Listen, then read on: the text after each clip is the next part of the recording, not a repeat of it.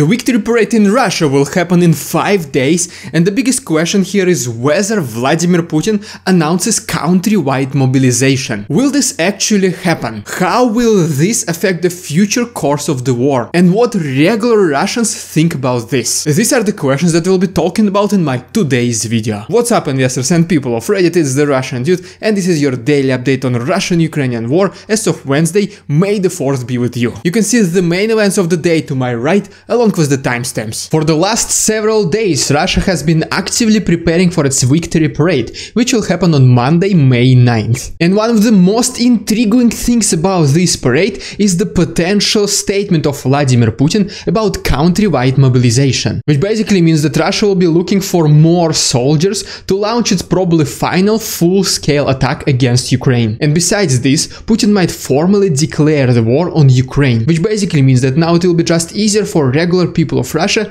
to call things by their real names. In response to that potential statement by Vladimir Putin, the press secretary of Russia, Dmitry Peskov, said that this is a total nonsense. But at the same time, the same Dmitry Peskov on February 17th, just 1 week before Russia invaded Ukraine, also said that potential invasion of Russia into Ukraine is absolute nonsense. So I mean, I guess you kinda get the idea, and Russia will not announce country-wide mobilization on May 9th.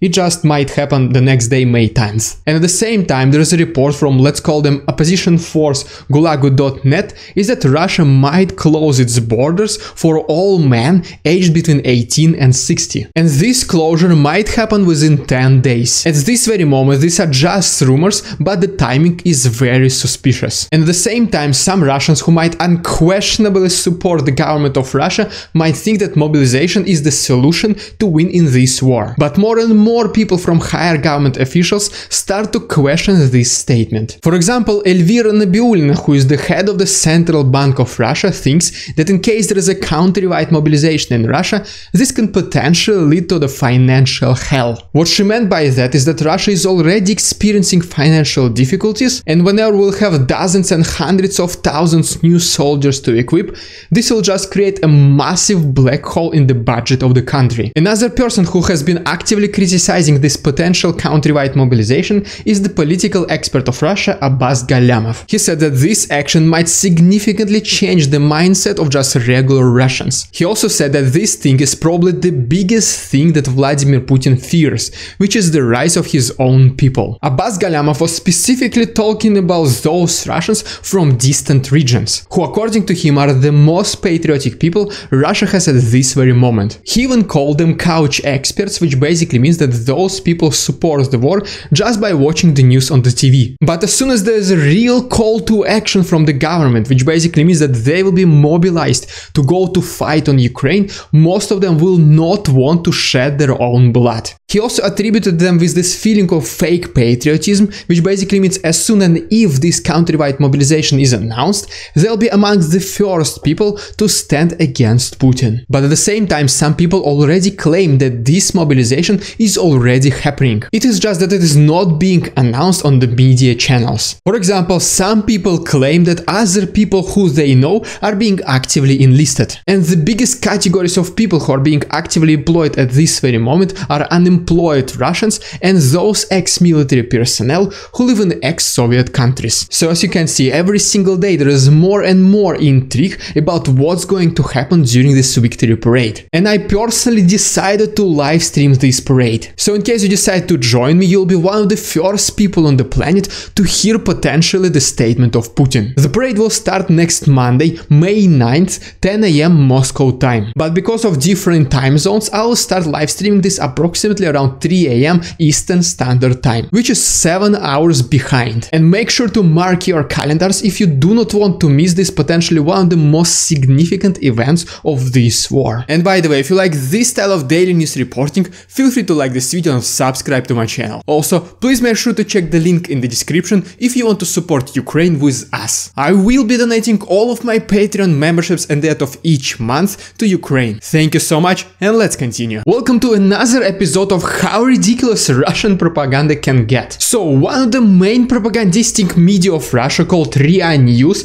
did this report. They claimed that they found these markings left by Ukrainian army in Lugansk region. Then they invited an expert expert. I guess they have black magic experts in Russia, and the expert said that these were the satanistic markings. The expert also said that by doing these markings, obviously with the blood, Ukrainians were basically baptizing their weapons. And after closely inspecting this symbol, the expert came to the conclusion that this is the symbol of anarchy, weapons, fascism, and obviously Nazism. I'll leave it up to you whether you want to believe this or not. The European Union is in the process of preparing the next sanctions against Russia. And one of the most significant points of this 6th package of sanctions is the complete ban of Russian oil, which includes both crude oil and refined oil. There are also sanctions against several military representatives and Russian officials. And besides this, a couple new Russian banks will also be cut down from the SWIFT system. Vladimir Zelensky announced today the 3 main stages of this war from Ukrainian perspective. The first stage is to resist the attack and provide full isolation of the aggressive country. And mainly this isolation should be performed from the economic standpoint. The second stage is the accumulation of offensive weapons by Ukraine, which is, as you already know, this is happening at this very moment. And if you might remember from my past videos, Alexei Arestovich, who is the advisor to the president of Ukraine, mentioned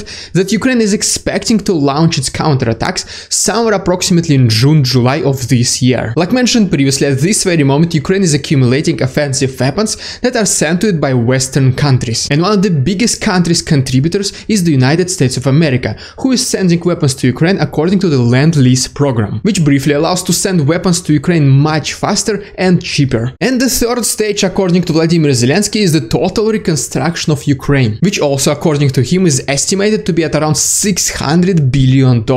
In his statement to Wall Street Journal, Zelensky mentioned that Ukraine currently is at the second stage of this war, which basically means that Ukraine was already able to stop the advancement of Russian forces, and now the main goal is to push them away from its territories as far as possible. And in the meantime, Ukraine is once again just waiting for the weapons from the West. A couple of days ago, Sweden and Finland announced its intent to join NATO. And recently it has been spotted that Russia has already started doing anti-Sweden propaganda. For example, the residents of Moscow were able to spot several billboards about famous people of Sweden, such as, for example, the writer Astrid Lindgren, the director Ingmar Bergman, and the founder of IKEA, Ingvar Kamprad. And the main idea behind these billboards is that these Swedish people were supporters of Nazism. I mean, it's the first time I personally hear about this, but it looks like the next step of this special military operation will be to denazify Sweden. On this map we can see the current state of the war